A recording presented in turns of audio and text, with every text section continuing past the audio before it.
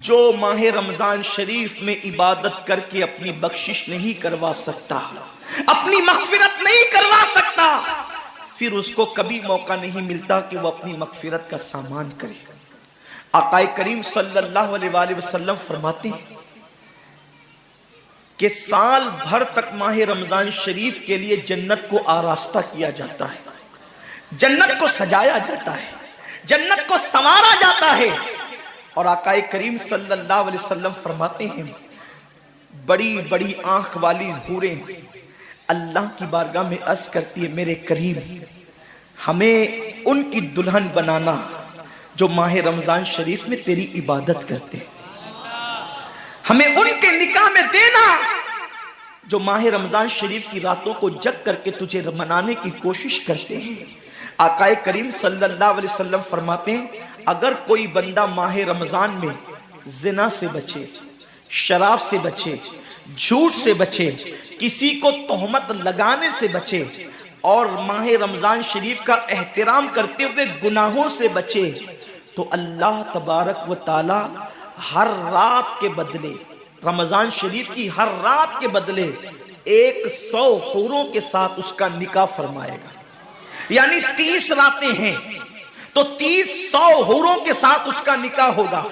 और आकाए करीम सल्लल्लाहु अलैहि वसल्लम फरमाते हैं माह रमजान शरीफ का एहतराम जो करे और एहतराम माह रमजान में जो लगवियात और खुराफात को तर्क कर दे, जो गुनाहों को छोड़ दे, जिना को, शराब को, झूठ को, बोहतान तराशी को छोड़ दे, आका फरमाते हैं उस रमजान शरीफ का एहतराम करने वाले के लिए अल्लाह ने जन्नत में एक ऐसा महल बनाया है।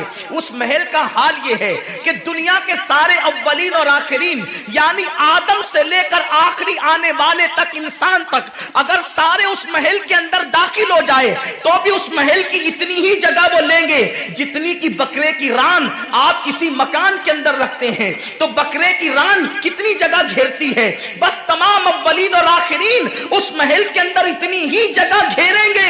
यानी वो महल इतना बड़ा अल्लाह ने बनाया है और वो महल सिर्फ उनके लिए है जो माह रमजान के एहतराम में गुनाहों को तर्क कर देते हैं, गुनाहों को छोड़ देते हैं। मेरे आका सल्लल्लाहु अलैहि वसल्लम के प्यारे दीवानों, लेकिन अफसोस हम और दिनों की तरह माह रमजान शरीफ की रातों को जाय कर देते। ताजिरों का सीजन आता है तो ताजिर पहले से तैयारी करते हैं कि इस सीजन के अंदर मैंने मालदार बनना है, इतना माल मैंने कमाना है कि फिर मैंने सारे साल घर में बैठ करके खाना है। टेलर लोग तैयारी करते हैं ईद के मौके पे इतनी मेहनत करेंगे रात दिन कि साल भर अगर कोई कस्टमर ना भी आए तो वो घर बैठ के आराम से खा सके। कपड़े वाले सोचते हैं कि सीजन आएगा, जो भी सीजन उनका आता है इतना कमाएंगे कि साल भर बैठ के खाएंगे। लोगों जैसे कपड़ों का सीजन आता है, टेलरों का सीजन आता है, फलों का सीजन आता है, एक सीजन नेकियों का भी आता है, एक सीजन मगफिरत का भी आता है, एक सीजन जन्नती बनने का भी आता है, एक सीजन अल्लाह को राजी करने का भी आता है। अरे ये क्या कम है। मेरे रसूल सच्चे नबी सादिक व मज़दूक नबी ने फरमाया माह रमजान की हर रात अल्लाह पहले आसमान पे तजल्ली करता है और अल्लाह अपने बंदे से पुकार पुकार कर गुरूब आफ्ताब से लेकर सुबह सादिक तुलू होने तक कहता है मेरे बंदे अगर तू गुनहगार है तो मुझसे माफी तलब करता कि मैं तेरी मगफिरत कर दूं, मैं तुझे जन्नत का परवाना अता कर दूं।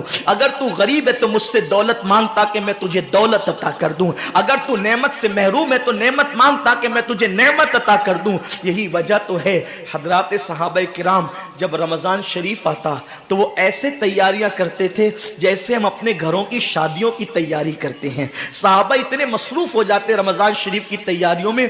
और कैसी तैयारी करते, हम भी रमजान शरीफ की तैयारी करते हैं। हमारी तैयारी क्या है, सहरी में तुर्री के मसाले को चाहिए, सहरी के अंदर ये चाहिए, सहरी में वो चाहिए, इफ्तार में ये चाहिए, इफ्तार में वो चाहिए। मुझे इससे कोई जो है वो शिकवा नहीं, मेरे आका ने इससे मना नहीं किया। हुजूर फरमाते हैं कि रमजान शरीफ में घर वालों का दस्तरखान वसी कर दिया करो, घर वालों पे ज्यादा खर्च किया करो, इसलिए कि जो घर वालों पे रमजान शरीफ में खर्च करता है अल्लाह उसको अपनी राह में खर्च करने का सवाब अता करता है। और फारूक आजम फरमाते हैं जो रमजान शरीफ में कुशादगी करे घर वालों पर अल्लाह اللہ اسے جہاد میں خرچ کرنے کا ثواب عطا کرتا ہے، مجھے اس سے کوئی شکوہ نہیں۔ لیکن صحابہ کی تیاری کیا ہوتی تھی؟ جب رمضان شریف آتا صحابہ اپنے بستر کو باندھ دیا کرتے تھے۔ رمضان شریف آتا تو صحابہ بستر کو باندھ دیتے تھے۔ کیوں باندھ دیتے تھے بستر کو؟ اس لیے کہ اب سونا نہیں ہے، سونے کی راتیں 11 مہینے کی راتیں ہیں، اب غفلت میں زندگی نہیں گزارنا ہے، بلکہ راتوں کو جگ کر دن کو جگ کر اللہ کی اتنی عبادت کرنا ہے کہ عبادت کا سیزن آ گیا۔ اس لیے کہ اللہ کے رسول فرماتے ہیں جس نے رمضان شریف پایا اور عبادت کر کے اللہ کو راضی نہیں کر لیا، ایسا بندہ ہمیشہ اللہ کی رحمت سے دور کر دیا جائے۔ اس لیے صحابہ رمضان شریف کی تیاری کرتے تھے، بستر باندھ دیتے تھے، اور اپنا معمول کیا ہے؟ جو فجر میں سوئیں گے تو وہ عصر میں اٹھیں گے، رات بھر جاگیں گے کرکٹ کھیلتے ہوئے، رات بھر جاگیں گے گلیوں میں گھومتے ہوئے۔ میرے آقا صلی اللہ علیہ وسلم کے دیوانوں، بہت قیمتی وقت آ رہا ہے، بہت قیمتی مہینہ آ رہا ہے۔ یہ وہ مہینہ ہے جو جہنمیوں کو جنتی بناتا ہے۔ آقا کریم صلی اللہ علیہ وسلم فرماتے ہیں ہر افطار کے وقت اللہ 60,000 ایسے جہنمیوں کو جہنم سے آزاد کر کے جنتی بناتا ہے جن کا جہنمی ہونا واجب ہو گیا تھا۔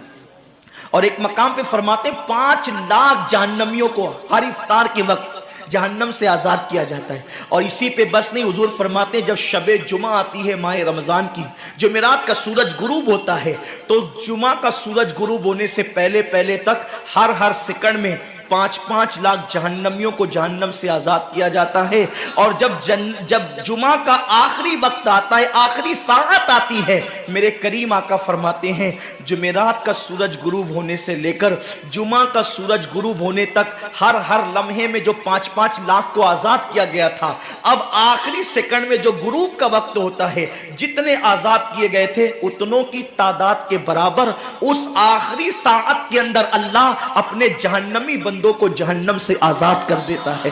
کتنا قیمتی وقت ہوتا ہے، افطار کا وقت کتنا قیمتی ہے، سحری کا وقت کتنا قیمتی ہے، لیکن اس وقت بھی ہم کہاں لگے؟ ثواب کی نیت سے اس ویڈیو کو زیادہ سے زیادہ شیئر کریں۔ جزاک اللہ خیر۔